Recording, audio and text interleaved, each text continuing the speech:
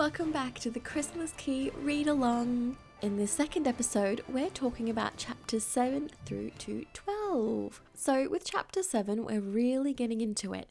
Henry is our alpha protagonist, and the Chrysalis Key is really his story. A lot has happened to him in this chapter, and things are heating up. He has his key, and he's seen this door, so what the hell now? Chapter 8 is big Breakfast Club movie vibes. If you haven't seen that movie, I highly recommend it. It is brilliant. And I should mention here that Breakfast Creek is actually a place in Brisbane. There isn't a town as such, but we do have a Breakfast Creek and a Breakfast Creek Road. But when I was driving down there for the first time and I saw the name, I fell in love with it instantly, and I knew it would be a town in one of my stories.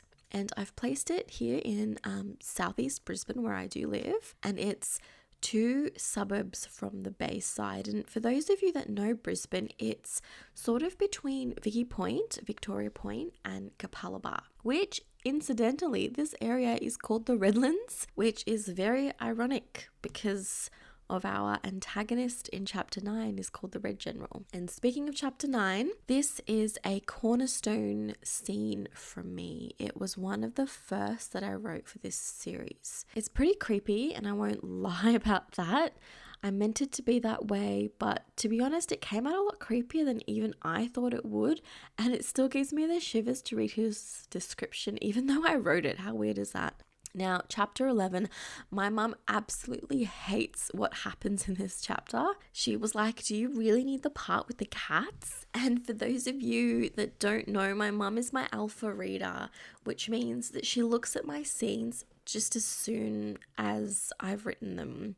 It's really very early on in the process that she looks at them. But there is a reason I'm a writer of dark fantasy. I don't think that this series is as dark as YA fantasy can get. I think there's a lot more dark stuff out there, but this is my style of writing. And yes, the scene with the cats is actually necessary. You'll probably come to see that in later books, which I haven't written yet at the time of recording this, so I will shut up. But I will say I have planned these books in quite a bit of detail before I ever published the first, so I do plan well in advance, if you know what I mean. So the teenagers have gone from one danger at their school to another danger through the green door, and they've run down Marrow Avenue, and we're not about to stop there. As for chapters 8 and 12, I won't comment on them too much, except to say that I do love them. And you might not love them right now, but by the time we get to the halfway point, you probably will, is my estimation. And so with that, we've come to the end of this episode. I will see you very soon for episode 3. Happy reading!